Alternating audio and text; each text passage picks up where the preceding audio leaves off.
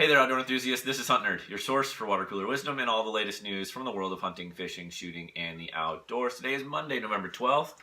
This is episode 40 of our show, The Big 4-0. So thank you very much for those of you who are making regular practice of watching our YouTube videos or listening on your smart home device.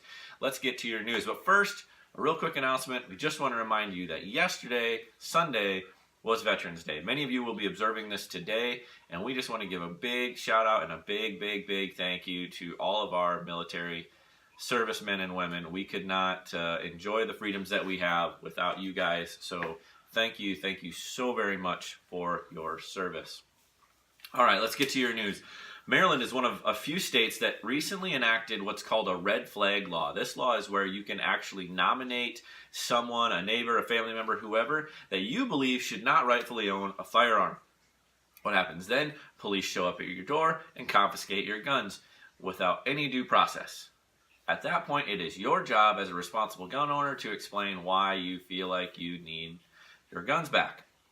That's the case with this story. 61-year-old Gary Willis was at his home at around 5:17 a.m. when two police officers knocked on his door and came to take his guns.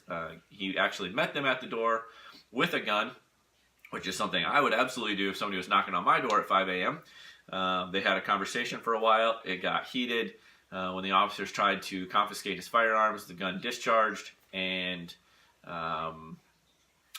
unfortunately at that point, one of the officers shot the man. This is a really sad, very crazy, very realistic case of what could happen when laws like this get enacted. This was done, many people are saying this was done in response to some of the mass shootings that have been taking place, like the one in Parkland, Florida last year. However, it'll be really interesting to see how many more instances of either wounding or death have to come out of this law. In other news, an angler in Arkansas has made his way into the record books with a giant cutthroat trout. Mike Bowers, who's actually from Abilene, Kansas, was making his annual trip to Arkansas to fish trout. He was at the Norfolk tailwaters and landed a whopper. This fish, which we have pictures of on our Facebook page, tipped the scales at 10 pounds and 2 ounces. It was 26 inches long, and 19 inches around. The old record was set in 1985, it's 33 years ago, for those of you that want to try and do the math. 33-year-old record, that fish was 9 pounds, 9 ounces. So kudos to you, Mr. Bowers. That is one impressive trout. Also, a British Columbia man is lucky to be alive after grizzlies had moved in on his property and he made an attempt to scare them.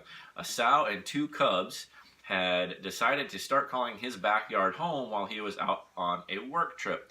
He arrived back at home and his family members informed him that there are grizzly bears in the backyard and they are acting aggressively to his family anytime they come or go from the house. This gentleman, Lawrence Millichuk, then went outside with a shotgun and birdshot. He went out with shotgun and birdshot in an attempt to scare the bears away. When that didn't work, they became aggressive and the sow charged him. At that point, when she was a few feet away, Mr. Millichuk shot the bear. It did go down. It got right back up and ran off. Chances are high it's still very much alive today, but in a little bit of pain. When asked why he used birdshot on a grizzly bear, Millichuk informed the news station that was doing the interview that he had no intention of killing the bear, just wanted to scare it. Either way, if you're going to go interact with a bear at all, 6-shot or 7-shot or 8-shot that you're going to go after pheasants or quail, let's be a little bit more smart than that. That's all we have for today. This is the Professor at HuntNerd reminding you, if you're going to hunt, hunt smart.